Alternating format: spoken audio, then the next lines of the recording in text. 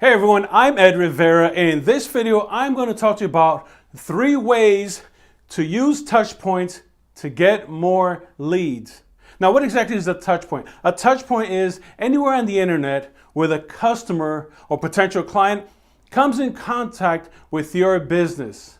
Now, examples are up here: Facebook, LinkedIn, Twitter, your website, Yelp, Instagram TV, Angie's List, or anywhere online that's part of your web presence, anywhere online that the customer comes in contact with your business. That is a touch point. Now, there are 3 ways that you can use touch points to get more leads. So I'm going to show you those right now here. The first one is strategy. Now, I talk about strategy all the time on my videos because to me, strategy is very important. You need to have a strategy in place before you start using any of these platforms. The strategy allows you to measure your progress, but you have to have a strategy in place, and that strategy will dictate exactly what you're going to be doing online, and that gives you a very good idea of whether or not you're doing well and what exactly you need to improve. But a strategy will provide guidance for you. The second one is direction. What exactly is direction? Well, whenever potential clients are online, they're always browsing online, looking for a product or service, or looking to try to solve the problem that they may have. And what they need is they need direction or guidance online. And the way to provide direction is this. Let's say, for example, a potential client goes on Google and they Google a product or service or problem that they're experiencing, and they come across your website on the Google results. They click on the link, and the link takes them to your website, and it's a blog post about how to solve their problem. Now, what you want to do is at the bottom of that blog post, you want to have what's called a call to action button. And that button will provide guidance for them to take the next step. Now, that button may indicate demo our product, call our office, click here for more information. Whatever that button may say, or anything that you have at the bottom of your blog post, you're providing direction. And the reason why you want to provide direction is because 1, you want to help the potential client, but 2, you want to bring them closer to your business so you can convert them to a lead.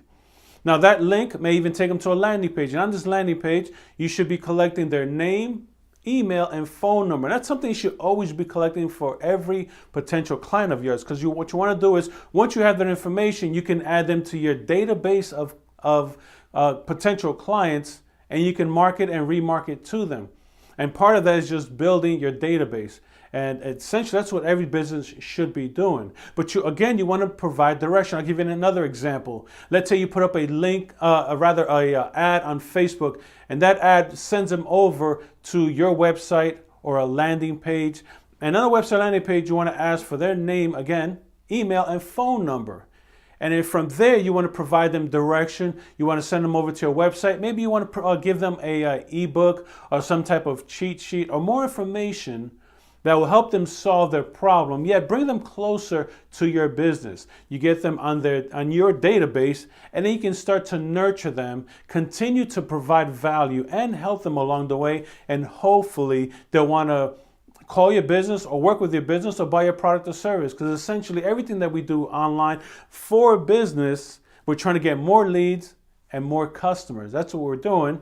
But by having a strategy, number 1, number 2, providing direction to your potential client, you can eventually bring them onto your database. But always provide value as you're going along and nurture and build that relationship between your business and the potential client. Another example is, let's say someone goes on YouTube and they're trying to solve the problem they have on YouTube. They come across your video. You provide value and instruction or whatever that they're looking for in your video. And at the same time, you can have a link, and the link will say, click here for more information. That will take them over to a landing page. You can, again, collect their name, email, and phone number. Or anything on that YouTube video or any other video that you have. You can have several of your social media links, but you want to make sure that you provide direction. Click here for more information. Click here to look at a demo or anything like that, but you want to provide direction. Guide them along, provide value, nurture the relationship, and you always want to add them to your database because, again, we all want leads and customers. But in this video, I'm helping you how to use your touch points to get more leads. But here's the third way of doing that, and that is a system. Now, once you have your strategy in place, you implement the strategy, you're providing direction online to everyone that comes in contact with your touch point. You want to make sure that you have a system in place, because if you're guiding them along, you want to guide them over to your system that you may have. Here are a few examples. If a customer goes on Yelp and they look for a product or service that's similar to yours, they may come across your business. From Yelp, you want to have a link or provide some type of call to action, a button or something. Provide direction, bring them over to your website where you can provide them with additional information and eventually collect their name, phone number, and email to get them on your database, because you do want to add more leads to your database and essentially remarket, nurture the relationship to build your business. Another example is they have a Facebook ad. You have a Facebook ad, you take them to a webinar. Webinar is a 1-hour demo of your product or service, and eventually maybe you want to convert them to a sale.